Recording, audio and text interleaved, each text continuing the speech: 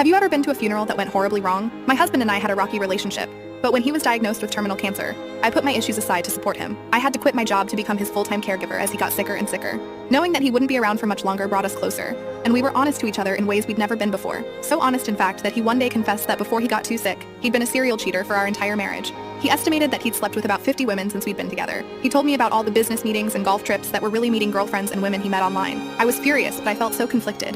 5 minutes ago, I'd felt so close to him, and pretty soon he was going to be gone forever. I thought about leaving him, but I still loved him, and I couldn't stand the thought of him dying alone. When he did pass away 2 months later, I stood on stage at his memorial service to speak. I started to talk about what a good man he was, and then completely broke down and started sobbing. Before I knew it, I was telling this audience of our friends and family, including his mother, about what kind of man he actually was, how our entire marriage was a lie, and I never even got to be angry at him for what he did to me because he was dying, how I loved him and he betrayed me over and over. I told them after the service I was going to get disease tested to see if he gave me one last parting gift. The room was dead silent when I finally stopped talking. It was so bad.